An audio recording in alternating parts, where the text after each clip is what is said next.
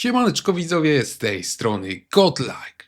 Wszyscy wiemy, jakim poprzedni Battlefield, czyli 2042, był totalnym rozczarowaniem, dlatego wszyscy też czekają na nowego BFA 6. No i teraz wjeżdża nam tutaj na białym koniu beta tego tytułu, beta Battlefielda 6 i obiecuje nam, że wszystko będzie fajnie, że będzie to ekstra gra i tak dalej. Pytanie, czy rzeczywiście ta beta Battlefielda 6 pokazuje, że jest na co czekać i czy Battlefield 6 ma szansę zostać nowym BFM 4? Sprawdźmy. Zacznijmy tutaj od wyjaśnienia sobie jednej rzeczy, bo ja w internecie widziałem mnóstwo opinii, że to jest dokładnie to samo co Battlefield 4, że to dokładnie to samo co Battlefield 3 i tak dalej, i tak dalej. Otóż nie, to nie jest to samo co Battlefield 4 czy 3. Ta gra, Battlefield 6, różni się w dużej mierze od swoich poprzedników. To nie jest BF4 w żadnym razie. Powiem więcej i tutaj myślę, że narażę się trochę fanom. Moim zdaniem w 2025 roku ten BF4 jest już po prostu trochę przestarzały, tak? Więc gdyby EA zrobiło takiego Battlefielda dokładnie na modłę czwórki, to ta gra byłaby po prostu taka sobie. Ludzie się tak spuszczają nad tym BFM 4, że jakie to było zajebiste i tak dalej. Natomiast ludzie zapominają, że to było dawno temu, tak? Teraz to już nie jest takie zajebiste, ta gra dzisiaj jest po prostu stara. Wiele osób sobie nie zdaje z tego sprawy. Electronic Arts tutaj miało więc bardzo trudne zadanie, jednocześnie odsiać ten syf, który zostawił ten słaby Battlefield 2042, wrócić do korzeni, natomiast jednocześnie też unowocześnić formułę tej gry, tak żeby zaoferowała też coś nowego. No to brzmi naprawdę skomplikowanie, podejrzewam, że rzeczywiście takie skomplikowane to było, ale przyznam też, że deweloperzy tutaj poradzili sobie z tym całkiem nieźle.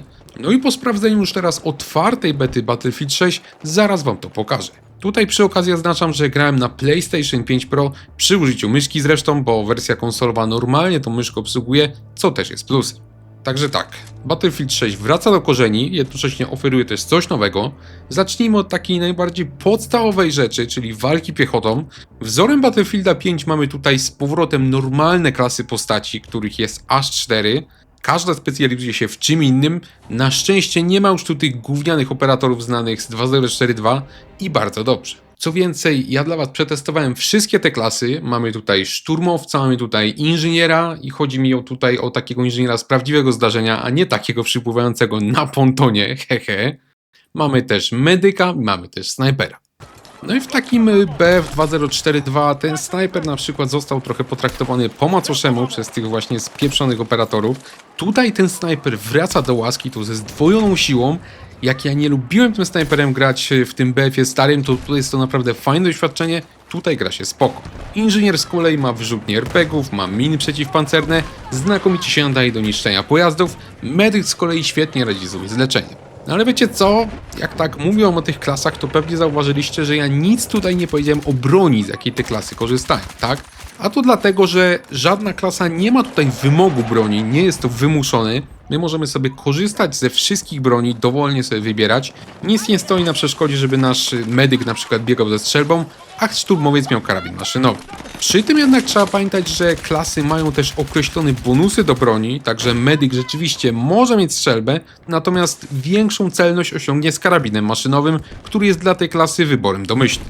Także twórcy w tym przypadku nie nakazują nam, z jakiej broni mamy korzystać, ale do tego tak delikatnie zachęcają. Myślę, że to jest w sumie całkiem uczciwe podejście, tak? No szczególnie biorąc pod uwagę, jak zbalansowane są tutaj same bronie, czyli po prostu dobrze. Zresztą w przypadku samych broni tutaj powiem, że świetnie się z nich strzela, gunplay jest naprawdę przyjemny. Czuć, że nie mamy tutaj w rękach jakiejś takiej śmiesznej, gównianej pukawki właśnie zabawkowej, którą tylko smyramy oponentów, tylko jest to prawdziwa broń. No dobra, fajnie, mówię tak o tym, no ale tak po samym opisie nadal wygląda to na takiego starego, dobrego BFA 4. Trochę podrasowanego, ale dalej jest to niby stary BF4. Dlatego teraz pokażę właśnie nowości, jakie tutaj do BFA 6 trafiły i te nowości, co ciekawe, są naprawdę dobre. Przede wszystkim mamy tutaj naprawdę pomysłowy, mamy świetnie wykonany system tak zwanej modyfikacji uzbrojenia. Co prawda jego interfejs pozostawia trochę do życzenia, no bo ten interfejs po prostu zsie, tak? Ale najważniejsze, że bronię modyfikuje się tutaj kozacko. Grając każdą pukawką w tej grze my zdobywamy tak zwane poziomy mistrzostwa. Im dłużej gramy, no to wiadomo, im większy poziom, odblokowujemy kolejne moduły do danej broni. Z czasem do naszego karabinu odblokujemy wskaźniki laserowe, celowniki, jakieś chwyty poprawiające stabilność, no i tak dalej, no tak dalej. Tutaj co jest ważne, że te dodatki, jak my je montujemy do tej broni, od razu czuć dużą różnicę w strzelaniu. O to właśnie chodzi, żeby to nie było tak, że my dokładamy 50 jakichś dodatków i nic z tego nie czuć, tylko tu od razu widać, że coś się zmieniło. To, co jednak tutaj jest zupełną nowością, to jest fakt, że modyfikując te broni, musicie modyfikować je mądrze. Do każdej broni tutaj macie limit 100 punktów modyfikacji. Od razu wam mówię, że jak będziecie tutaj grzebać, to nie zamontujecie wszystkich tych modułów, bo nie starczy wam punktów, tak? Z żadnej broni nie da się tutaj zrobić takiego wszechstronnego karabinu, który będzie kosił wszystko, bo tu nie o to chodzi. Każdy karabin ma tutaj określony styl gry. Tutaj spędzicie naprawdę sporo czasu kombinując, wymieniając te moduły, a następnie testując bronię, żeby znaleźć najlepszą kombinację. Ja raz zmieniałem chwyt, raz zmieniałem celownik, no naprawdę spędziłem tutaj mnóstwo czasu. Dzięki temu te wszystkie bronie tutaj mocno różnią się od siebie, naprawdę jest totalnie inny styl rozgrywki. My wkładając do nich modyfikacje, musimy naprawdę rozważnie wybierać, którą z nich chcemy zamontować. Także nie da się z broni zrobić takiej choinki, która ma wszystko, trzeba rozważnie wybierać. To jest w Battlefieldzie 6 nowość, to jest element, który sprawdza się naprawdę znakomicie.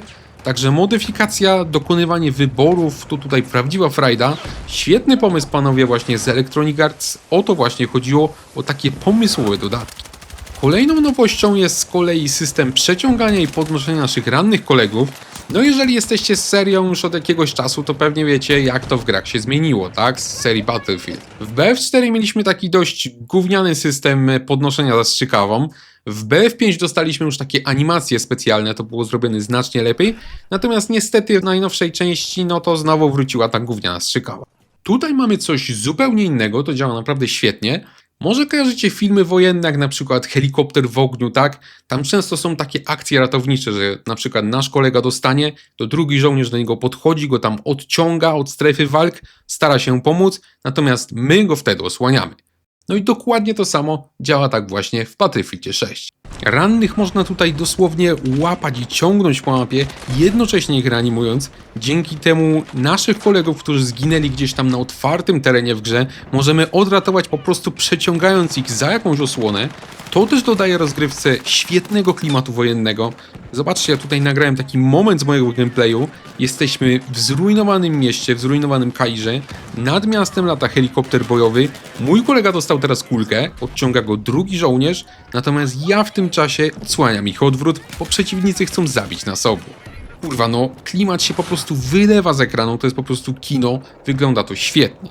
Zresztą, jak tak teraz oglądacie ten materiał, to pewnie jedna rzecz was tutaj uderzyła, ten właśnie klimat tej gry.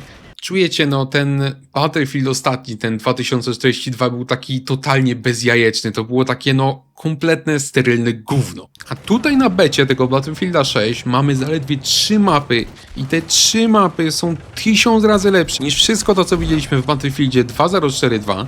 Do tego dochodzi wygląd broni, do tego dochodzą mundury żołnierzy, wszechobecna destrukcja, która też jest lepsza niż w tym starym BF-ie, jest na wysokim poziomie. Na deser mamy walkę z pojazdami, te pojazdy są naprawdę z prawdziwego zdarzenia, są takie ciężkie, wielkie, widać, że to są takie wielkie maszyny zagłady. Twórcy tutaj, powiemy, dopracowali nawet dźwięki silników tych pojazdów. Wystarczy wsiąść do czołgu Abrams na naszym respie, odpalić jego silnik, żeby od razu poczuć, jaki wielki to jest skurwiel.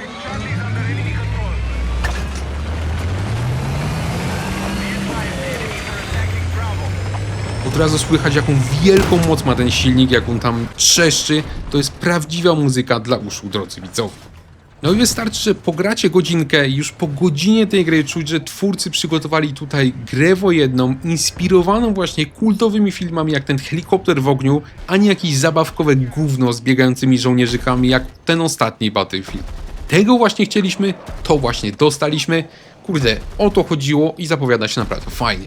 No ale wiadomo, jak w każdej grze zawsze musi się znaleźć coś, co się niestety udało spieprzyć. Tutaj udało się spieprzyć akurat dostępne tryby.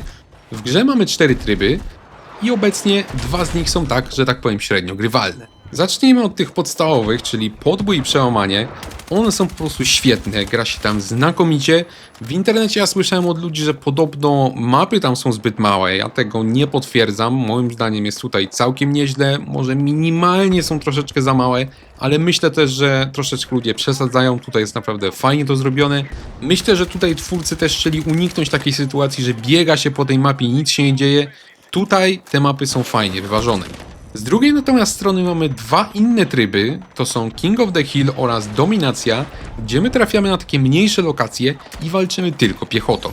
No i tutaj niestety gra się już niezbyt przyjemnie, a to dlatego, że twórcy kompletnie spieprzyli respawn przeciwników. Po pierwsze, respić możemy się od razu po śmierci, nam nie ma żadnego licznika, nie ma żadnego oczekiwania, także jak to nasz redaktor Rafał w Game Only powiedział, fala przeciwników podczas bronienia czy ataku na punkt nigdy się nie kończy, bo oni się respią bez przerwy.